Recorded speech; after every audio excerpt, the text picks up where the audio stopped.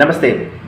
జై హో భారత్, జై జై భారత్ అంటున్న ప్రపంచ దేశాలు ఎందుకో తెలుసా? ఉత్తరప్రదేశ్లో జరుగుతున్నటువంటి మహాకుంభమేళ, ప్రయాగరాజ్ వద్ద మహాకుంభమేళ జరుగుతుంది. త్రివేణి సంగమంలో స్నానం చేసి ఆ యొక్క నాగ సాధువులు కావచ్చు, అఘోరాలు కావచ్చు, వాళ్ళ యొక్క విన్యాసాలు, వాళ్ళ యొక్క నాట్య రీతులను చూస్తూ పలువురు లక్షలాదిగా ఉన్నటువంటి పలువురు వ్యక్తులు, ప్రజలు కూడా ఆశ్చర్యానికి లోనవుతున్నారు. ఆనంద భరితమైనటువంటి క్షణాలను గడుపుతున్నారు.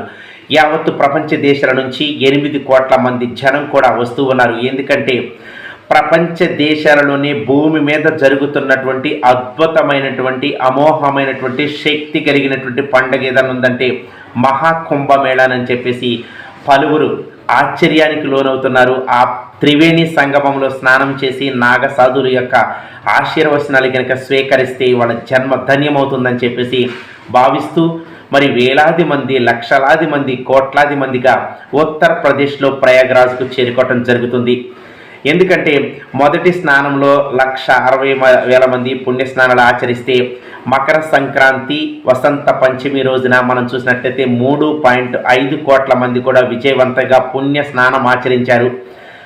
బ్రహ్మ గడియలలోనే, బ్రహ్మ ముహూర్తంలోనే మరి 3 గంటలు 2 గంటల 40 నిమిషాలని మరి వాళ్ళు స్నానం ఆచరించడం జరిగింది. మరి ఆశీర్వచనాలను కూడా పొందుకోవడం జరిగిందని చెప్పొచ్చు. ఉత్తరప్రదేశ్లో ప్రయాగరాజ్ వద్ద క్షణము A1 కెమెరాలతో, నిఘా కెమెరాలతో మరి సెక్యూరిటీని అలర్ట్ చేయడం జరిగింది. యోగి ఆదిత్యనాథ్ ప్రత్యేక శ్రద్ధ పెడుతూ ఫోకస్ మొత్తం సెక్యూరిటీ మీద పెట్టడం జరిగింది. ఎందుకంటే ఎటువంటి అవాంఛనీయ సంఘటనలు జరగకుండా విజయవంతంగా మహాకుంభమేళ ప్రారంభం నుంచి ముగించే వరకు కూడా ఎటువంటి చిన్న అవాంతరం కూడా జరగొద్దని చెప్పేసి యోగి ఆదిత్యనాథ్ ఫోకస్ మొత్తం సెక్యూరిటీ మీద పెట్టడం జరిగింది.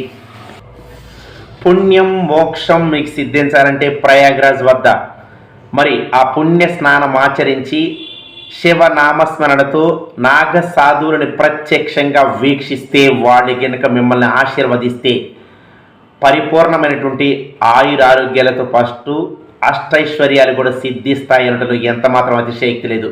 కాబట్టి ఉత్తరప్రదేశ్లో జరుగుతున్నటువంటి మహత్ కార్యాన్ని వీక్షించి పునీతులు కావాలని మనస్ఫూర్తిగా కోరుతున్నాను. జై హింద్.